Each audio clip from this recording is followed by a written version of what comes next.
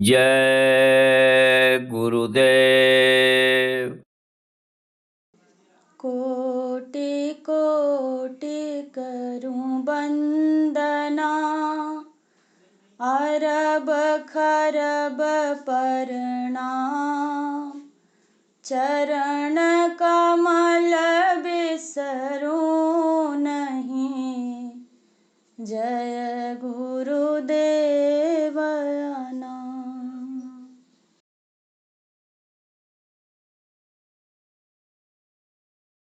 एक तुम्ही आधार सतगुरु, एक तुम्ही आधार। एक तुम्ही आधार सतगुरु, एक तुम्ही मिलो ना जब तक तुम जीवन में, मिलो ना जब तक तुम जीवन में। शांति कहाँ मिल सकती मन में, शांति कहाँ मिल सकती मन में। खोज फिरा संसार सतगुरु, एक तुम्ही आधार। खोज फिरा संसार सतगुरु, एक तुम्ही आधार। छा जाता जग में अंधियारा, छा जाता जग में अंधियारा। तब पावे प्रकाश की धारा, तब पावे प्रकाश की धारा। आकर तेरे द्वार सतगुरु, एक तुम्ही आधार। आकर तेरे द्वार सतगुरु, एक तुम्ही आधार। कैसा भी हो तेरनहारा, कैसा भी हो तेरनहारा। जब तक मिले ना शरण सहारा, जब तक मिले ना शरण सहारा। हो ना सके भव पार सतगुरु, एक तुम्ही आधार। हो ना सके भव पार सतगुरु, एक तुम्ही आधार। हे प्रभु तुम ही विविध रूपों में, हे प्रभु तुम ही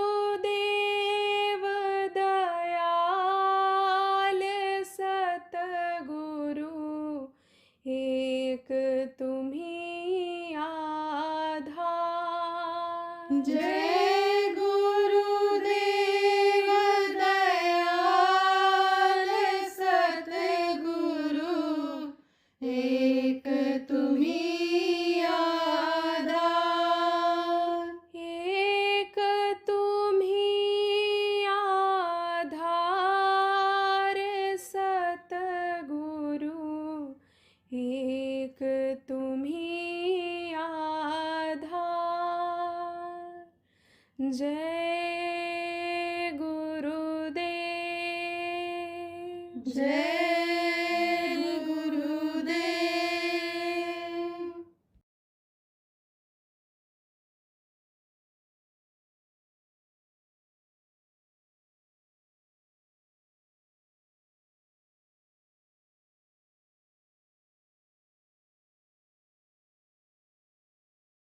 भवसागर पार होने के लिए और क्या कहा गोस्वामी जी महाराज कि नाम लिया तो भव सिंधु सुखाही और सुजन विचार करो मन माही। ये जो भवसागर समुद्र की तरह से लग रहा है कि जैसे समुद्र पार करना हो किसी को तो बड़ा मुश्किल हो जाता है। यही भवसागर सूख जाए, जैसे कोई नदी पार करना है, पानी है तो जल्दी पार नहीं कर पाओगे और सूख जाएगा तो आराम से पार कर ले जाओ। तो वो नाम कौन सा है? वो नाम रहा संतनाधीना, संत बिना कोई नाम न चीना।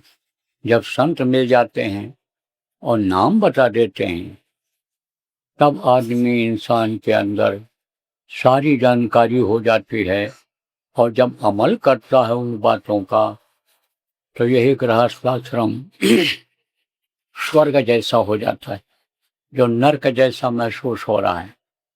जैसा पहले के समय में था, सब खुशहाल थे। सतयुग में कोई रोना धोना नहीं, कोई झगड़ा झंझट नहीं था। समय पर जाड़ा, समय पर गर्मी, समय पर बरसात होती थी। जरूरत पड़ती थी तो खेत खेत को बादल पानी बरसाते थे।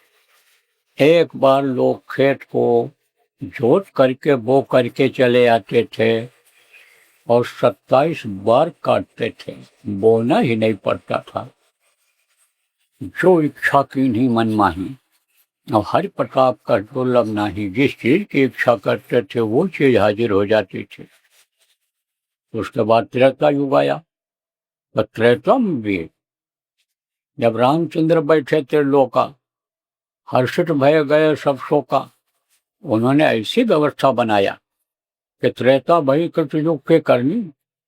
त्रेता जो है सतयुग जैसा हो गया, त्रेता का माहौल सतयुग जैसा हो गया।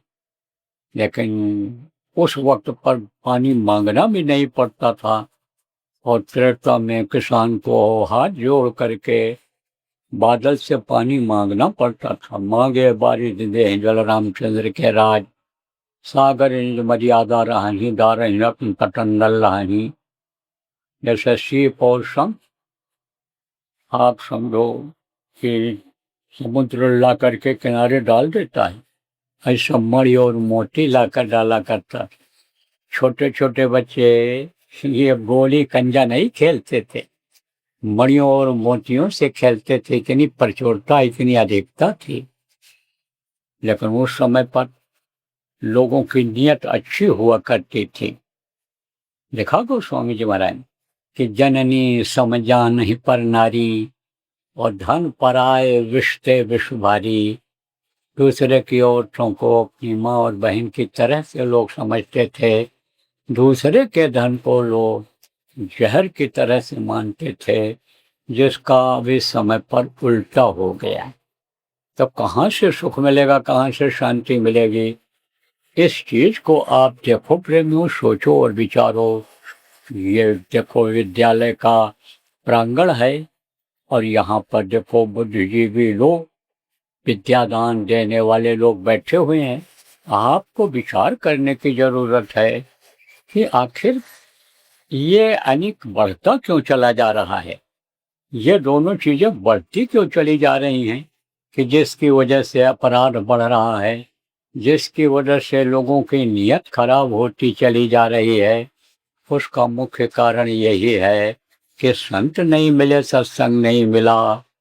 तब लोगों ने क्या निशाना बना लिया, क्या लक्ष्य बना लिया कि खाओ पियो मौज करो, मस्ती करो और धन इकट्ठा कर लो, रुपया पैसा इकट्ठा कर लो, सोना चांदी इकट्ठा कर लो। एक मकान है 4 मकान बना लो, एक दुकान है 8 दुकान बना लो, एक कारखाना है 8 कारखाना बना लो।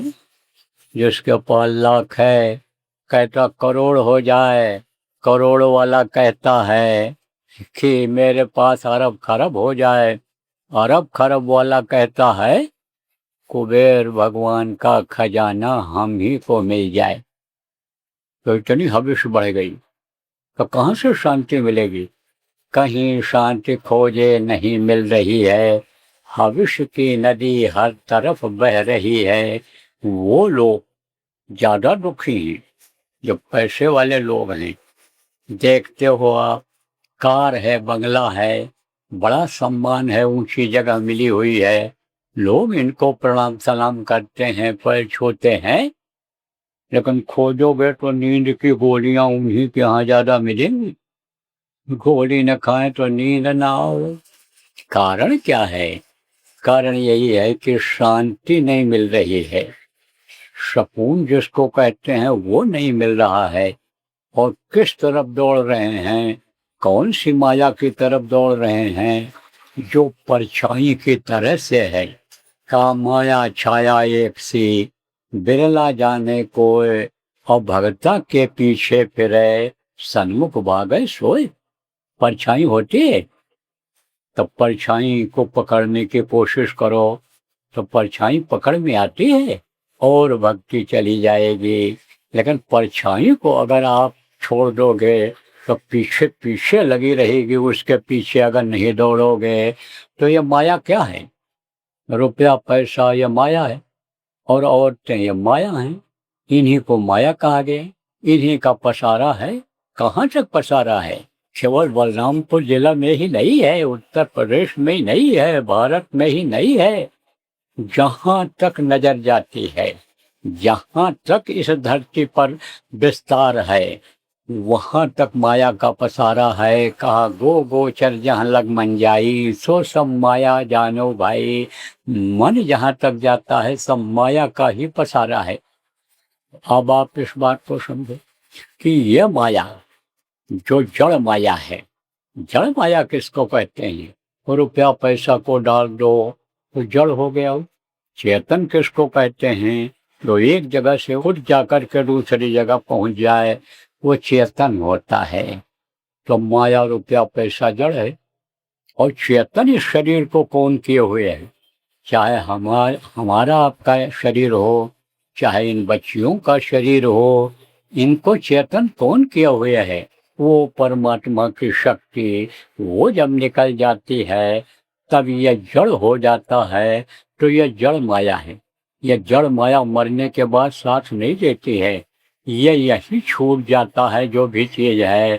अभी आपने प्रार्थना सुना, क्या लेकर तू आया जग में, क्या लेकर तू जाएगा, सोच समझ ले रे मनमूर्ख, आखिर में पछताएगा।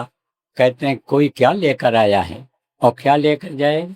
कहते हैं मुट्ठी बांध कर पैदा हुए हो और हाथ फैला करके चले जाओगे।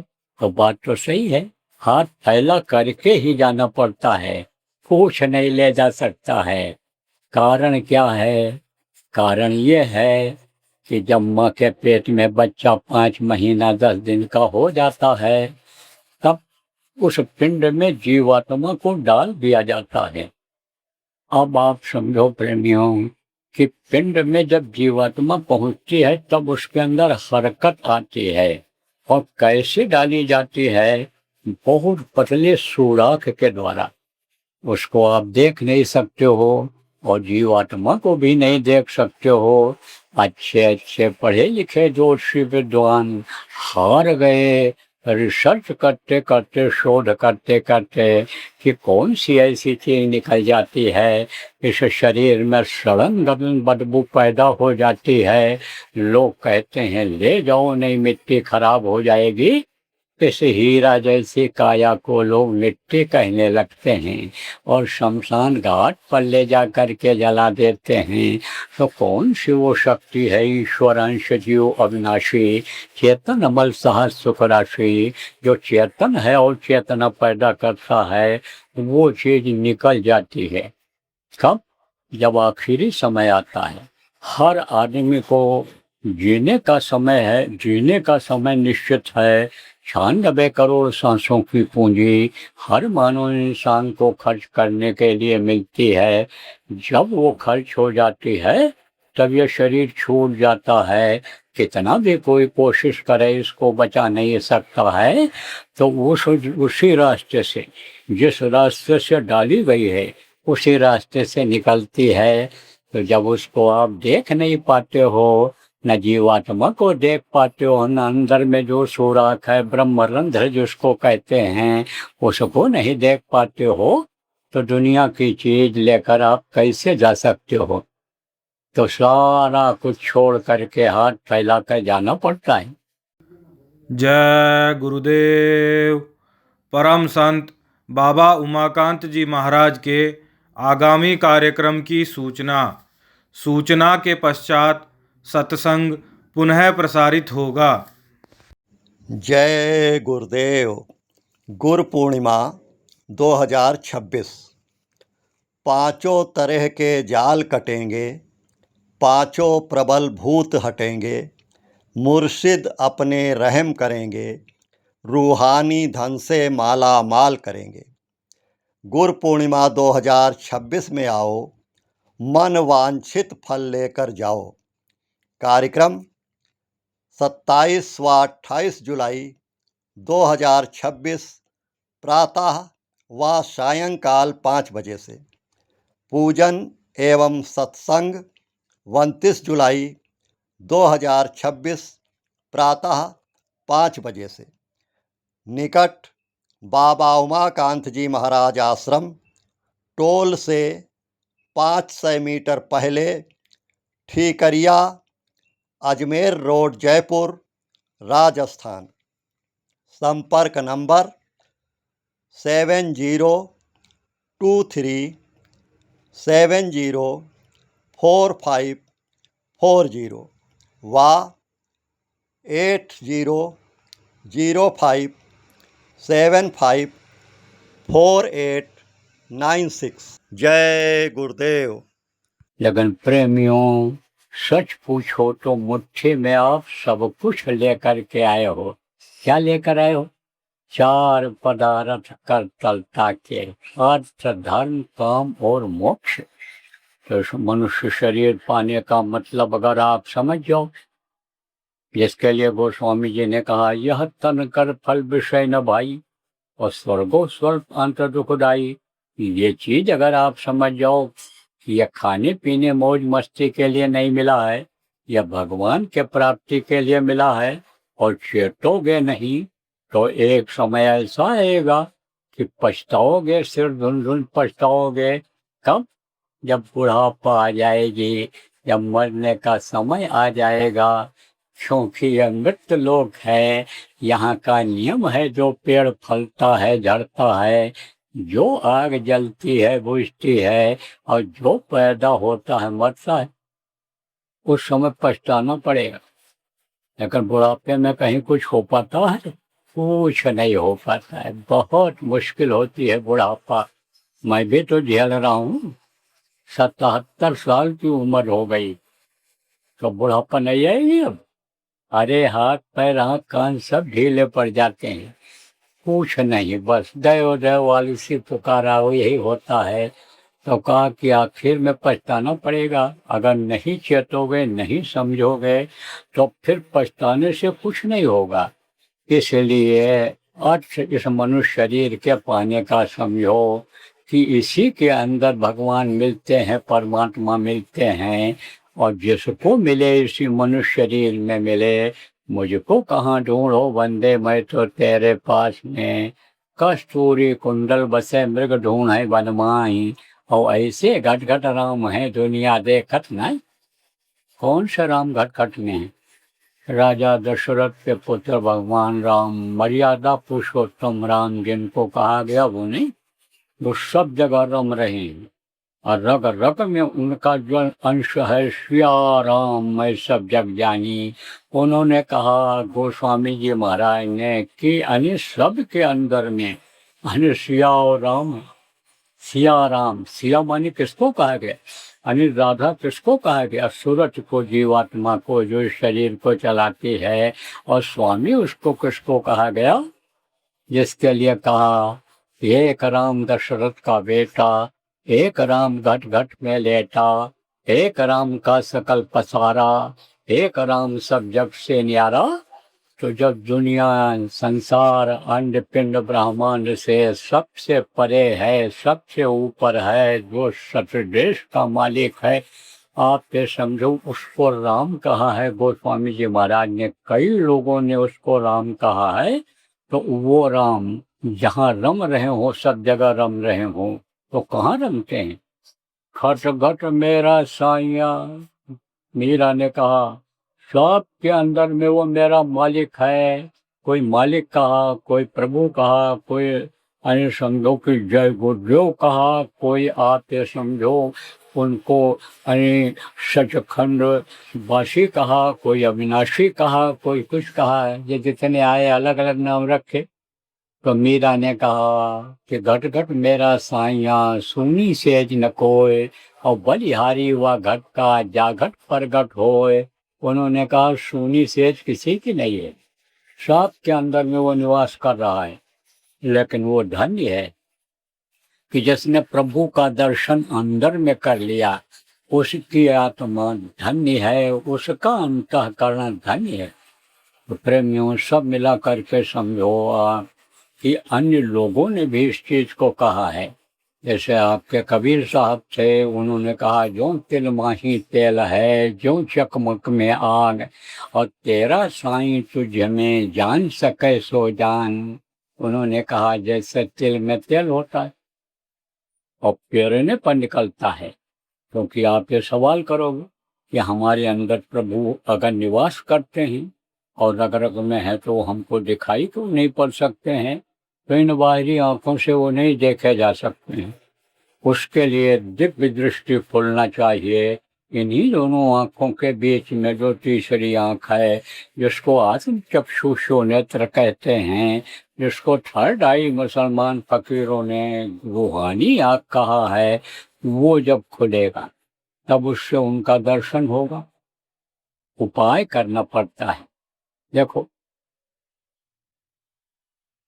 ये महीना अभी आ रहा है, बारिश तो शुरू हो गई, आषाढ़ सावन का महीना, तो इसमें पत्तियां सब हरी हो जाएंगी। और जो पेड़ में पत्ती नहीं निकलती, हरी पत्ती निकलेगी। तो मेहंदी ये लगाती हैं, मेहंदी का पत्ता तोड़ करके बच्चियां लाती हैं, उसकी लाली कई दिनों तक बरकरार रहती है। लेकिन बाहर से वो जो पत्ती होती है तो देखने में हरी होती है मेहंदी की पत्ती। उपाय करना पड़ता है लाली लाने के लिए। तो उसको ये पीसती हैं, सिलबट्टे पर बटती हैं, और तब उसमें लाली निकलती है। ऐसा उपाय करना पड़ता है। और उपाय कौन बताता है? जैसे ये बूढ़ी माताएं हैं, वो बताती हैं, अपनी माँ बताती है, सासू माँ बताती हैं कि तू ले आ पत्ती और उसको जब रगड़ेगी तब उसमें से लाली निकलेगी। और कुछ देर तक लगी रहेगी जब कुछ देर तक लगी रहेगी तब समझो कि वो अस्थाई होगी। ये सब बताती हैं। ऐसे कोई बताने वाला मिल जाए, युक्ति उपाय बताने वाला मिल जाए, तो इसी घट में दर्शन होता है। गुरु घर में घर दिखलाओ में, धुन से बट पांच बतलाओ में। तो प्रेमियों, यह जो मनुष्य शरीर मिला किस लिए मिला? इसीलिए मिला है कि इसका मतलब समझो कि यह भगवान के दर्शन, भगवान के पाने के लिए मिला है। अब आप पढ़े लिखे लोग बैठे हो, आपसे पूछा जाए कि दुनिया किसने बनाया, तो कहोगे भगवान ने बनाया। अब आपसे कहा जाए कि भगवान अगर आपको मिल जाए, अरे खुश हो जाओ, कहोगे भगवान मिल जाएंगे तो जो हम चाहेंगे उनसे मांग लेंगे। हम एक एक चीज क्यों मांगे और मगता से कोई चीज क्यों मांगे कि जो भगवान से मांगते रहते हैं उनसे हमको मांगना पड़ता है, तो हम उनसे क्यों मांगे, हम उन्हीं से भगवान से ही मांग लेंगे। आप खुश हो जाओगे, खुश हो जाओगे, भगवान मिल जाएंगे। लेकिन कर्म करोगे तब मिलेंगे, खोज करोगे तब मिलेंगे।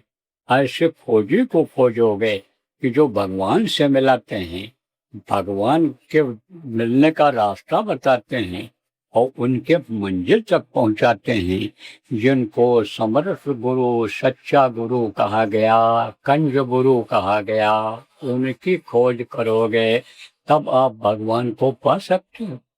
या हमारे गुरु महाराज, ये जिनकी तस्वीर लगी हुई है, ये बराबर यही कहा करते थे कि भगवान का मिलना इस समय कलयुग में आसान है, आटा दाल का मिलना कठिन है। और यह भी कहा करते थे कि भगवान अगर मिलेंगे तो इसी मनुष्य शरीर में मिलेंगे, न काशी में मिलेंगे, न काबा में मिलेंगे, न कहीं अन्य स्थानों पर मिलेंगे। मुझको कहाँ ढूंढो बंदे, मैं तो तेरे पास में। वो कहा करते थे कि आप ये समझो कि यानी घट में गंगा, घट में जमुना, और घट में सृजनहारा है, इसी घट में ही सब कुछ है। यही घट भीतर सात समुंदर, यही ममल मन नहाओ, मन मोरा विदेशवा न जाओ, घर ही है चाकरी, सब इसी में है। फकीर ने भी तो कहा कि अल्लाह अल्लाह का मजा मुर्शिद के महखाने में है, और दोनों आलम की हकीकत एक पैमाने में है। ना खुदा मंदिर में देखा, ना खुदा मस्जिद में है। और शेख जिरंदों से पूछो दिल की आशान, लेकिन कब मिलेगा, जब मुर्शिद कामिल की तलाश करेंगे। चला नहीं कि जो तवा काम न करती है वो धुआं काम कर जाती है। और जब कामिल मुर्शिद मिलते हैं तो बात खुदा से होती है। तो अब ये उदाहरण देकर इसलिए समझाता हूँ कि कहीं आप ये न सोचो कि बाबा ये अपने मन से आए और बना करके सुना करके और चले गए। ये उदाहरण देकर इसीलिए समझाता हूँ। तो गुरु महाराज कहा करते थे कि आटा दाल का मिलना कठिन है, भगवान का मिलना आसान है। और मिलेगा तो जिंदा जी मिलेगा, मिलेगा तो इसी मनुष्य शरीर में मिलेगा, और मिलेगा तो गृहस्थ आश्रम में ही मिलेगा। घर छोड़ करके, बच्चों को छोड़ करके, जो गृहस्थ का धर्म है, जो गृहस्थ का दायित्व है, उसको छोड़ करके जो जाएगा, नहीं निभाएगा, उसको स्वप्न में भी भगवान नहीं मिलेंगे।